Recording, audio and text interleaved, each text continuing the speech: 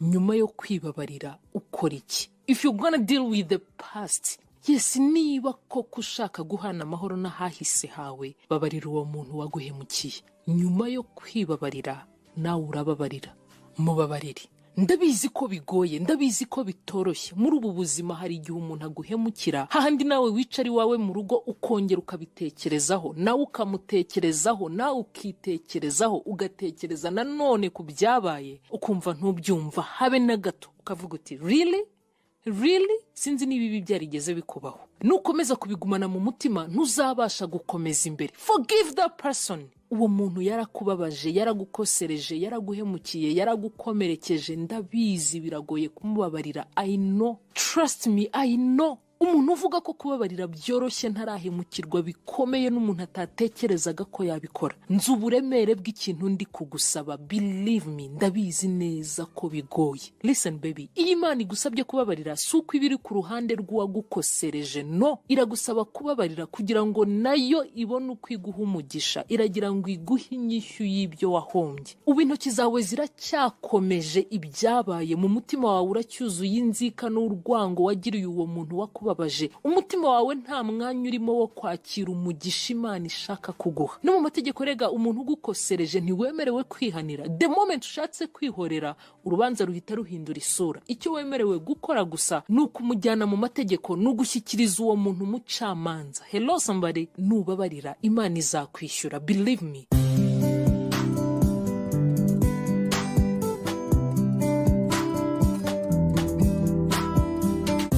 Abantu benshi barabibika kure cyane mu mutima, batariko Claudette niwe wampemukiye, nge ntacyo namutwaye. I agree, ndabyemera rwose, yarakubabaje bikomeye, but you have to let it go if you want a better future to come. Mubabarire niba ushaka ko hazaza hawe haba heza. Utariko Claudette, I don't know, sinzi impamvu ibi bintu utari kubyumva. Umuntu niwe wankosereje, kuki wumva ari ngewe ugomba kumubabarira? Kuki ari ngewe uri kwibandaho ngo mbabarire kuruta kubwira ahubwo wankosereje ngo nsabe imbabazi? Listen honey, impamvu ngusaba kubabarira nuko imbabazi kubabarira utari kubikorera ubabarira, ahubwo ni wowe wa mbere bifitiye umumaro. Sinkubwira ngo umubabarire kuko akwiriye imbabazi, noraro, mubabarire kuko gusa umutima wawe ukeneye kubohoka. Hari umugore witwa Joyce Meyer, she's a great woman of God.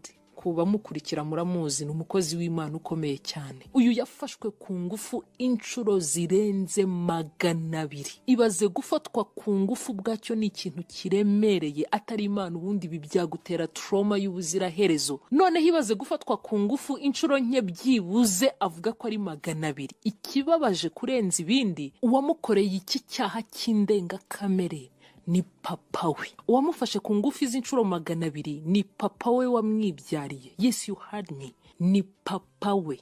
Si iyi nkuru ziri ku bandi twumva byoroshye, twumva bisanzwe, nta gaciro n'uburemere tubiha. No, gerageza ubyishyireho byibuza amasegonda make. Gufatwa ku ngufu na papa wawe, ntibibe rimwe, ntibibe kabiri, ntibibe umwaka umwe, ntibibe 2, ntibibe 3, ntibibe 5, inshuro 200. Avuga ko byibuze buri cyumweru papa we yamusambanyaga. Yatangiye akiri umwana muto, byahagaze agize 18. Wenda niba kubyishyiraho wumva utari kubyumva neza, bishyire nko ku mwana wawe w'umukobwa. Tekereza ko kana kawe k'agakobwa kakiri gato keza gutyo gafashwe ku ngufu na papa wako inshuro 200.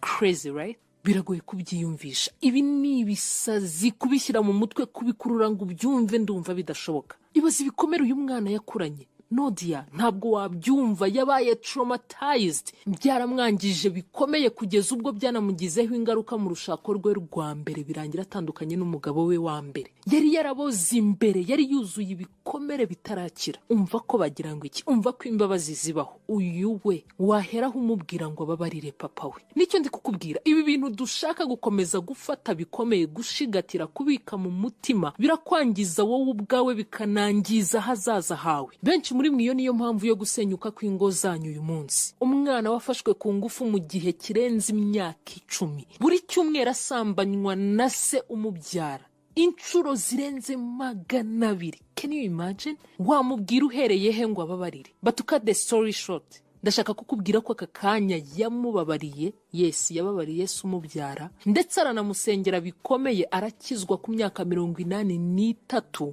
Uyu Joyce Meyer ndi kubabwira, uyu mukobwa we wari umukozi w'Imana ukomeye kugeza na n'ubu, aba ari we umwibatiriza. Nyuma y'imyaka 3 akijijwe arapfa. Iyo ataza kumubabarira, iyi kesi ndabizi neza 100% ko ibitararangiye itya. Uyu mugore arakomeye cyane, uyu munsi ari ku rwego mpuzamahanga. Ibyari ibikomere uyu munsi nibwo buhamya.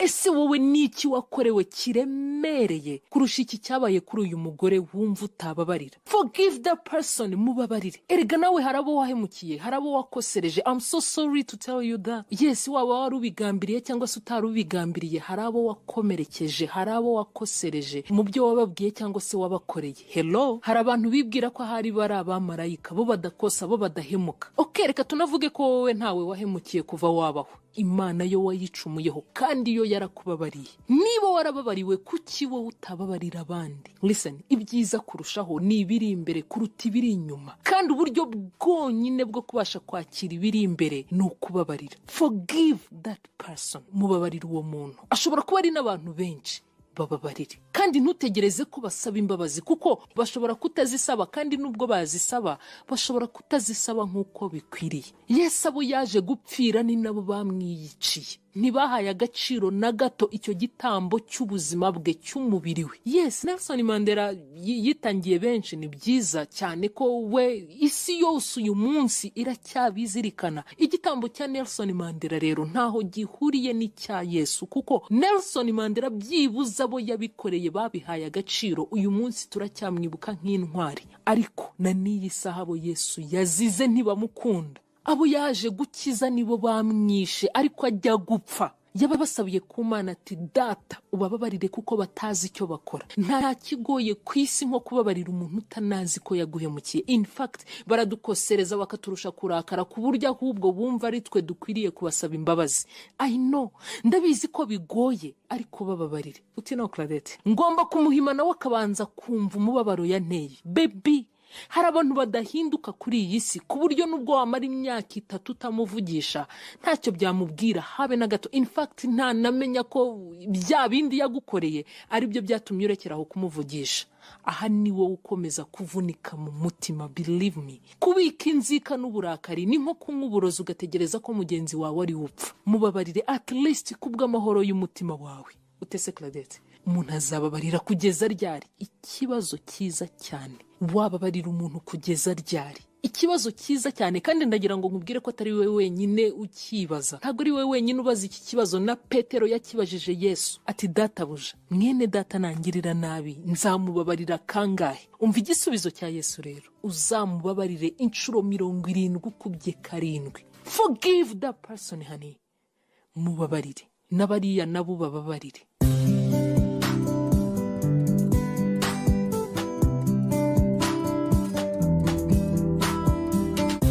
Number 3, which is the last one, let go and let God.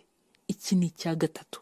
Iki ni cyo cya gatatu ugomba gukora. Emerera Imana. Paul yavuze ngo nibagirwa ibiri inyuma ngasingira ibiri imbere, kuko ibiri imbere nibyo byiza kuruta ibyo dusiga inyuma. Niba hari umusore wakundaga kaguhemukira, emerera Imana iguha umwiza kurushaho. Niba hari umukobwa wakubabaje, murekura, genda ureka Imana iguha umwiza kumurusha. Ibintu biri kukuriza uyu munsi, ejo uzaba ubishimira Imana ko byabaye. Believe me, ntabwo nzanya amakuru y'ibihuha ngo nkure mu mutima gusa. No, believe me, ibi nkubwira ndabizi neza, nyizera. Ibyiza biri imbere, emerera Imana gusiga uhorere. God always has better. Imana ihora ifite ibyiza kurusha ibyo utakaje. Mu bubiko bw'Imana haruzuye, niyo mpamvu yitwa El Shaddai. Do you understand what I'm saying?